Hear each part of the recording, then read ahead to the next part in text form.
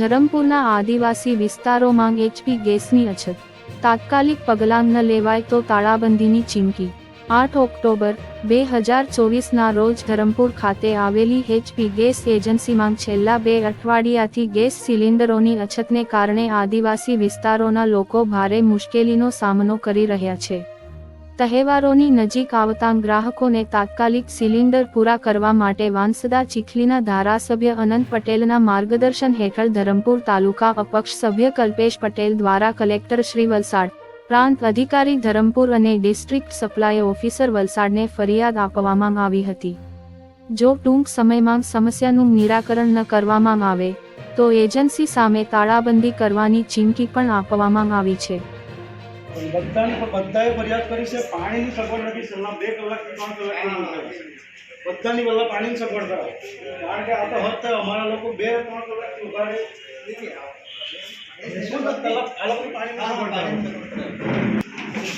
અમારા પૈસા એજન્સી ચાલે છે, તમારી એજન્સી નથી। આ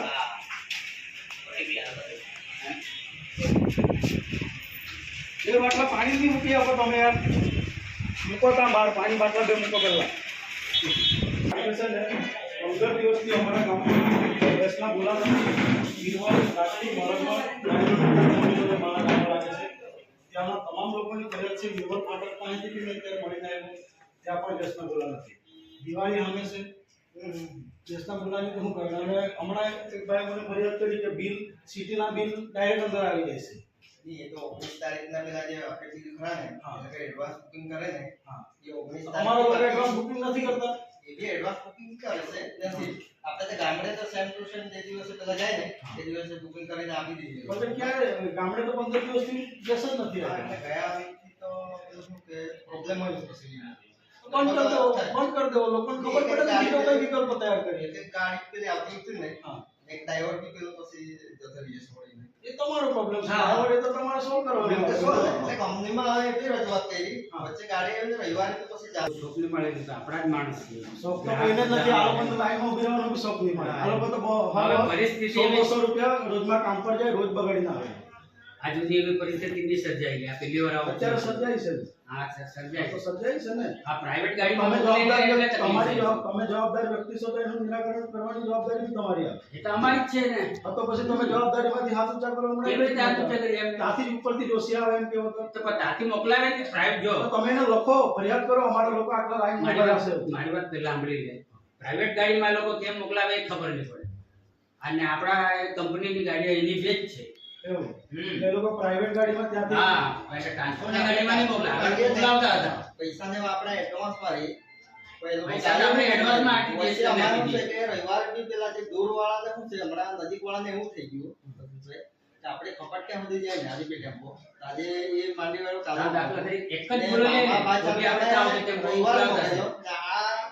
આપણે મોટા ફોન સુધી જાય ને તે બાજુ તો અઠવાડિયેથી નીકળી જાય, પછી એ લોકોને બી રવિવારે એક ટેમ્પો તે બાજુ સેટિંગ કર્યું। એટલે મતલબમાં રોજના સેટિંગ કરતા છે, જે આ ગામમાં હતા તે ગામમાં એ રીતના મતલબમાં જ્યાં જ્યાં આ પ્રાઇવેટ ગાડીમાં જો આપી દે ને તો પછી આ પ્રશ્ન ત્રણ ગાડી આવે ને આપણે કઈ વાંધો નહીં। આજે મારી આ લોકો વતી તમને ફરિયાદ છે, હા બરાબર છે, સમયનું નિરાકરણ નહીં કર્યું, આજ લોકો આ એપ્લિકેશન કાઢ માર દો, પછી તમે જાણો તમે ફરિયાદ લેવો છો પણ નહીં લેવો તો મને વાંધો નહીં। અહીંયા જવાબદાર વ્યક્તિ કોણ છે?